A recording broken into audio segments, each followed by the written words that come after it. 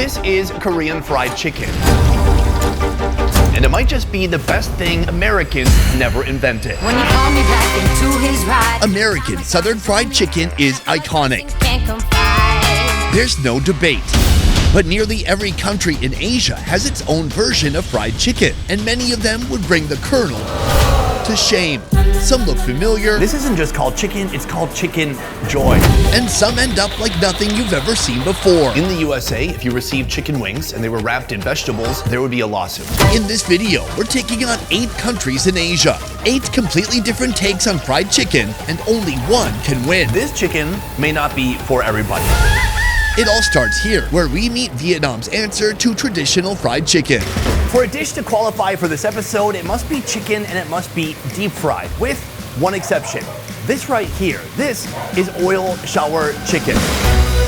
Here, there's no submerging. There's no deep frying. Instead, 390-degree oil rains down from above, drenching the chicken until it's done. And the owner of this machine was kind enough to let me have a go.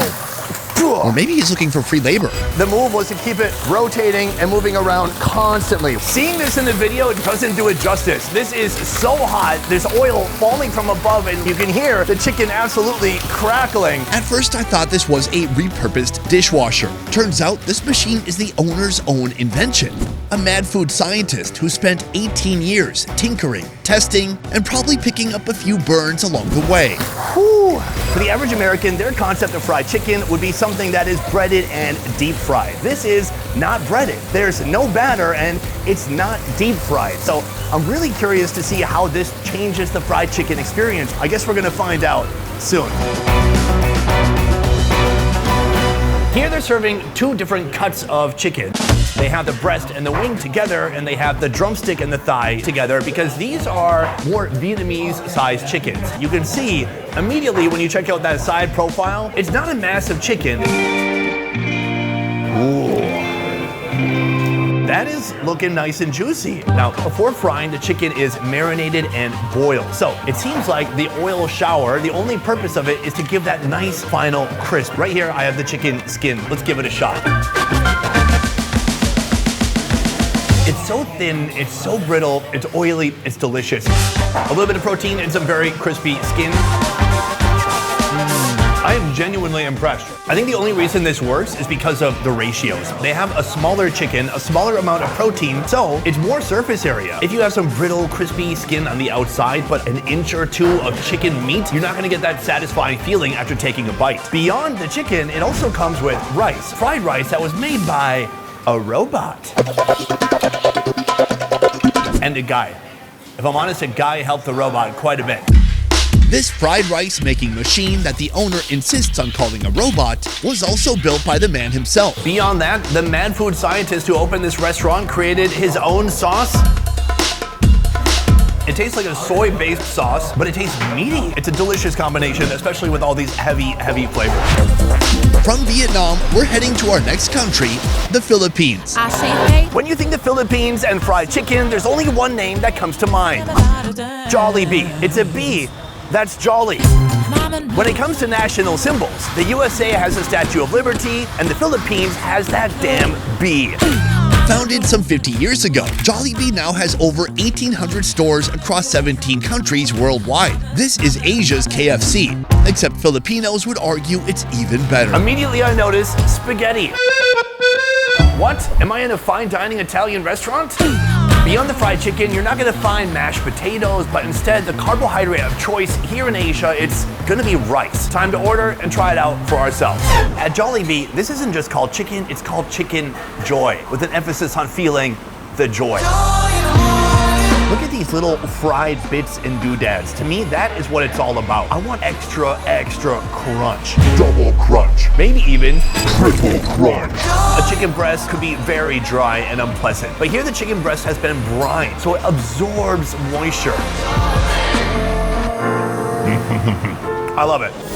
Chicken joy lasts about 5 minutes, but real life joy takes a little more work. That's where BetterHelp comes in. I went to my first therapy session at the age of 20. I had a brutally bad breakup, the kind of breakup only a 20-year-old could have. And I needed to talk to someone who wouldn't just tell me everything would be fine. Back then, finding a therapist meant flipping through a phone book, cold calls to people you've never met before, then waiting in a room full of even more people. None of it was built for someone who was actually struggling. It was made for somebody with time to burn. But these days, it's different. And that's why I've been leaning on our paid partner, BetterHelp. You open the app, answer a few questions, and you're matched with someone who actually fits what you're dealing with. No waiting room or small talk with strangers before you even get to a real conversation. I wish I'd had that when I was 20. It probably would have saved me a lot of headache and a lot of heartache too. Now, after therapy, I catch myself faster. I notice the patterns before they turn into a spiral, and that's the real value. Not just having someone to talk to when things fall apart, but building the habit of checking in before they do. If you've got something you've been carrying around, don't wait for a bad breakup or a bad year to take action. Head to betterhelp.com/besteverfood to get 10% off your first month. The link is in the description, the QR code is on the screen, and now,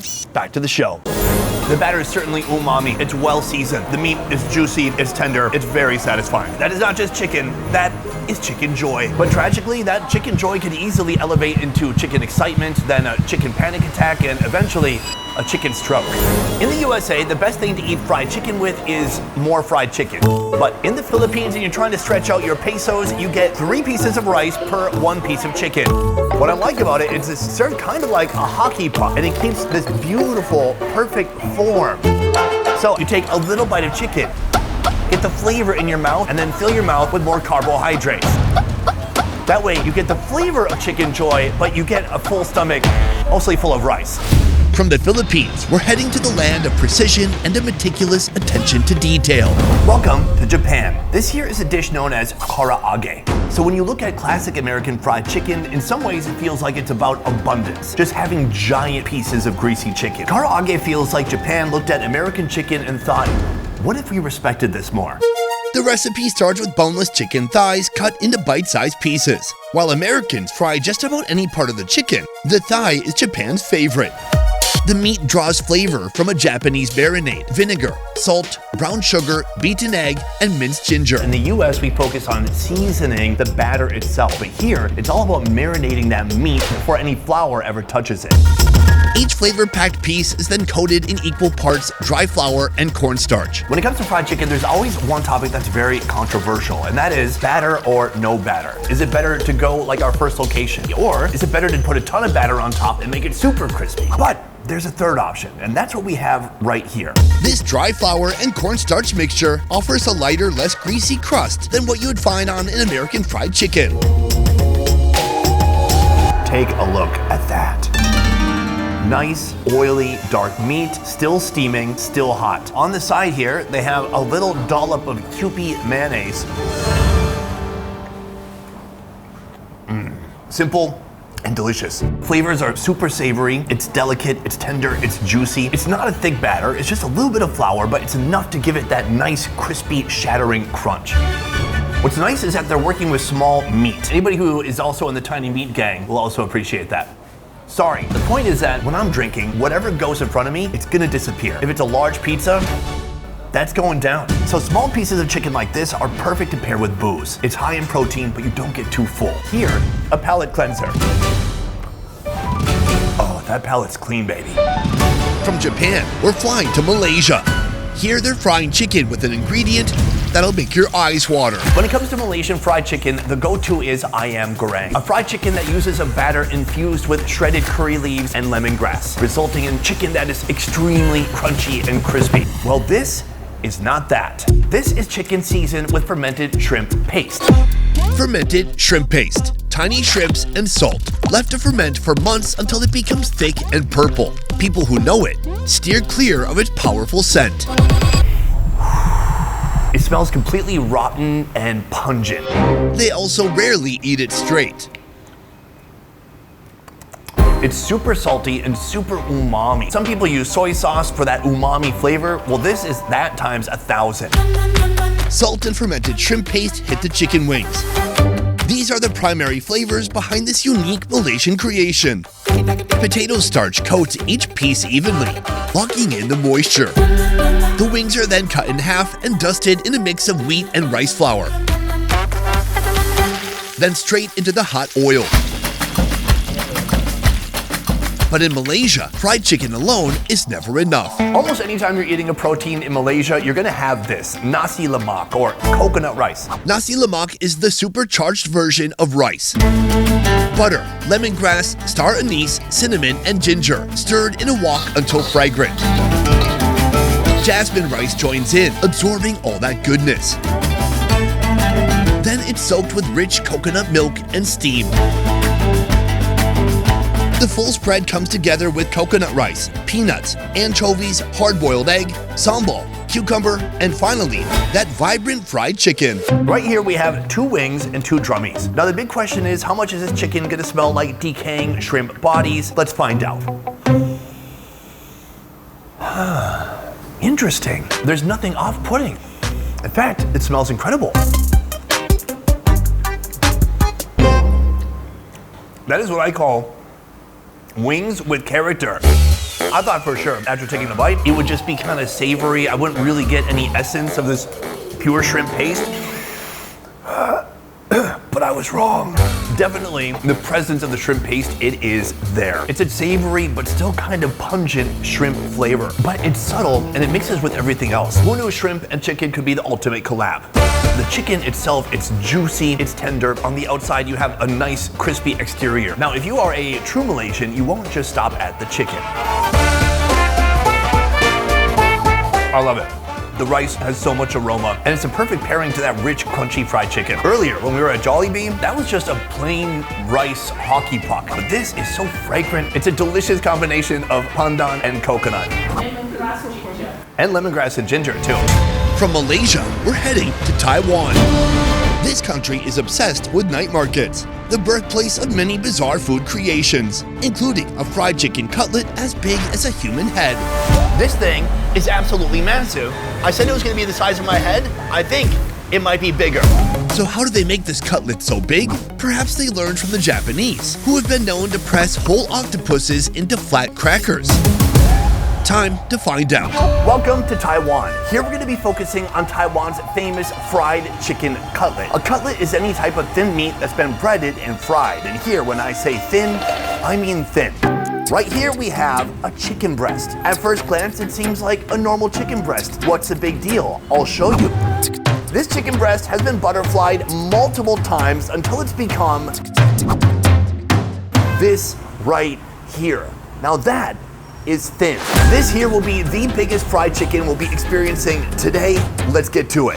This giant chicken breast has already been marinated in a secret sauce. Next is drenched in egg white and coated in 100% sweet potato starch. No flour, very different from what KFC would do. This is what gives the cutlet its signature bubbly crust, reported as being crunchy yet a little chewy. Let's see if that's true.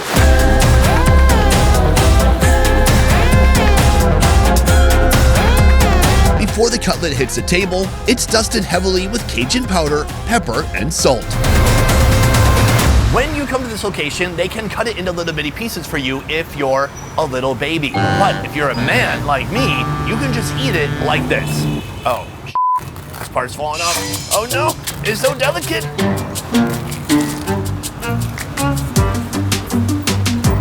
Oh my lord, very unexpected. There's so much flavor. The Cajun powder, it's so dynamic. It's a little sweet, it's a little savory, it's a little peppery. Beyond that, the meat on the inside has also been marinated, so that has flavor too. I am in love with this. Oh no. 5-second rule. What makes this stand apart the most is the texture. Wheat flour, something like what we had at Jollibee, that's gonna be extra crunchy. But this is something between crunchy and chewy. It's almost like eating fried sticky rice. I have taken 4 mammoth bites already, and you can't even see the damage. This could feed a family for a week. Not actually, it's an exaggeration. From Taiwan, we're flying to a country that takes spices very seriously. Welcome to India. Cumin, turmeric, chili, masala. Indian cuisine is bold, complex, and layered, and their fried chicken brings all that to the table. Today we're gonna be trying 2 different Indian fried chicken dishes. Here we have a dish called chicken 65, but I wanna start with this. This is chicken pakora. Like most Indian dishes, chicken pakora doesn't hold back on spices. Lime juice, salt, red chili powder, ginger garlic paste, and karam seeds. But what makes a pakora is the coating. This is gram flour, a type of flour I've never seen being used in American cooking. And that's because this comes from ground chickpeas. This chickpea flour is gonna join this chicken to make it extra crispy. But I'm not sure if this is gonna be good.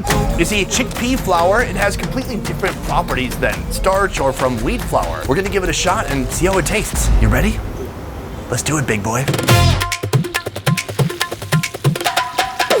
Once fried until golden brown, the chicken pakora is plated with raw onion, coriander, and a double dose of chutney. Here a green mint chutney, and here a tomato chutney, also known as ketchup.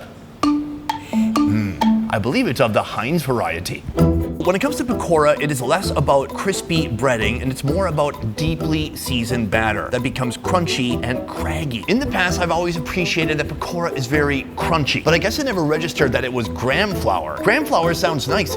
It's chickpea powder. Do I like chickpeas? Well, they make me gassy, so yes. But my wife, she hates them.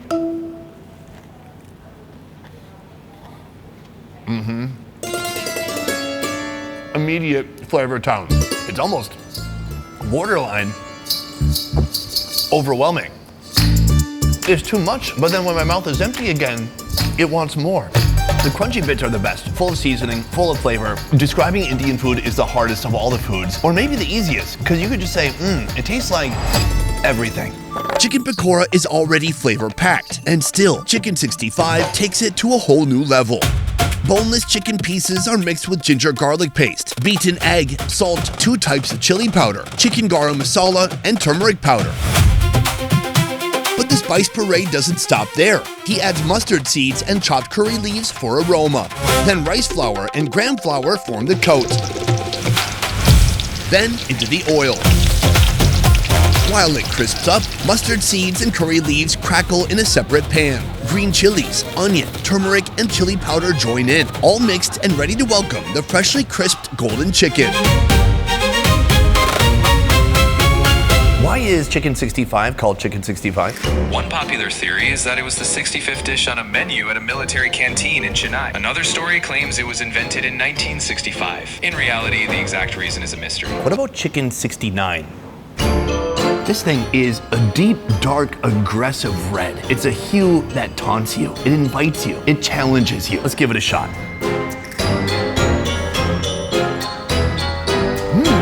Oh, I like that. The flavor, you taste it more on the back end, especially the spices. Beyond that, it's more juicy and more tender on the inside. The outside is fried, but we don't have those big, coarse, craggy chunks of fried goodness. Instead, it's more of a thin, brittle crisp. What's fascinating about each chicken dish is that they both taste like Indian food, but in different ways. This one has maxed out its cardamom abilities, and this one is crushing it when it comes to chili powder. Indian approved. And you know who approves of that? This guy. I just Google imaged an Indian dude, but he looks like a nice guy. I'd hang out with that guy. From India, we're flying to Thailand. Another country that doesn't hold back on flavor. Here we'll try fried chicken that doesn't even look like fried chicken. And of all things, it comes wrapped with plants. Sawadee ka, and welcome to Thailand. This is a fried chicken dish known in Thai as gai toi. And on the side here, gai toi sot. Hey, Mark Wiens, how's my pronunciation? Fantastic. Aw, thanks, Mark. There's something that is distinctly different from this chicken from every other chicken we've tried so far, and that is what is surrounding the fried chicken. This right here is vegetation, a plant known as PANDAN. Right now I'm holding the world's saddest bouquet. This is what you give your wife right before asking for a divorce. This is a very fragrant leaf and it's used throughout Southeast Asian cooking. In fact, pandan leaf was used earlier in our coconut rice when we had that Malaysian fried chicken. Let me give it a shot and explain the profile.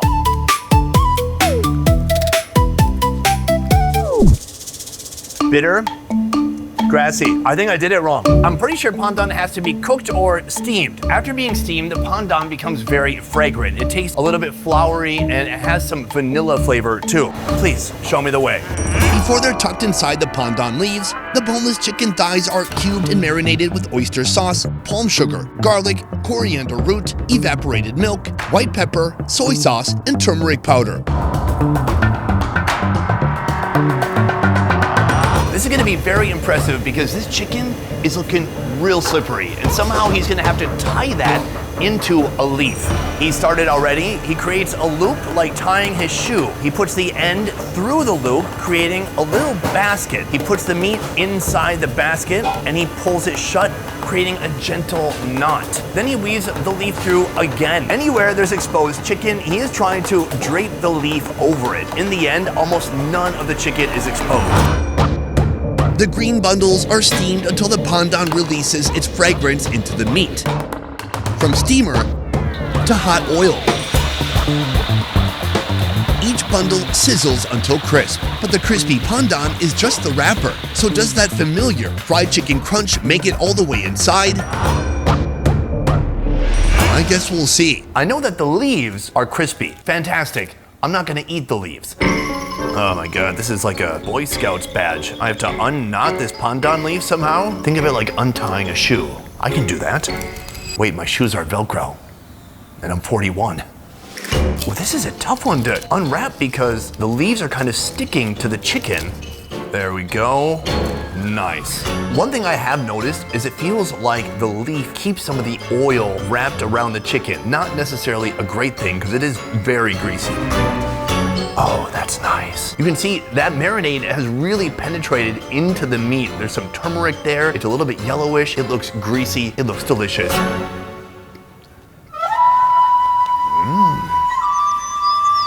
This has a lot going for it. It's incredibly soft and incredibly juicy. But beyond that, the flavor is outstanding. Usually when I eat Thai food, I just feel like I'm getting stabbed in the mouth by violent chilies and other intense spices. But pandan is soothing, it's gentle, it's delicate. But if you ever feel like you're lacking some flavor, this is Southeast Asia and there's always some sauce on the side. So this is a sauce comprised of oyster sauce and mushroom soy sauce. Oh my god, eating the chicken alone, it's like eating a bowl of cereal and forgetting to put in the milk. This alone, good. But if you really want to pack in some flavor, this is the perfect combination of very sweet, almost syrupy, and a little bit savory. That's my happy place right there.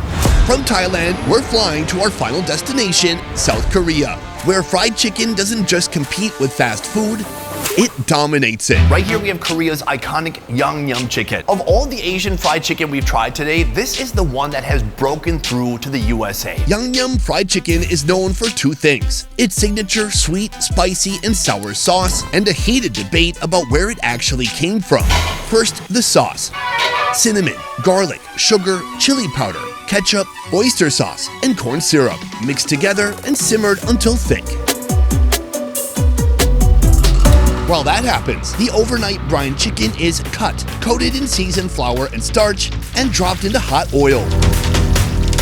Here's where the debate starts. Some historians say Korea learned deep frying from Black American soldiers in the 1950s during the Korean War, making Yangnyeom a product of that cultural exchange. The counter-argument lies in the next step. The chicken comes out golden and crispy, tossed straight into the sauce until every piece is glossy and sticky. This technique is strikingly similar to poge, a 15th century Korean dish where chicken is stir-fried in sauce until the skin crisps and the sauce reduces, 500 years before American soldiers ever arrived. As you can see, there is no kimchi on the table, and that is because these establishments are all about beer and fried food. This is a Korean-style hofbräu. That is a German word that means tavern, but they've adopted these in Korea. In Korea, they call it simply hoppu, or hof, but in Korean, they don't have an F, so they can't tell you to go F yourself. Kinda nice. Before I eat it, I wanna give it a sniff. It's garlicky, tangy. Ooh, so much tang. Oh yeah. Look at this, nice thick pieces of skin absolutely doused in that sauce.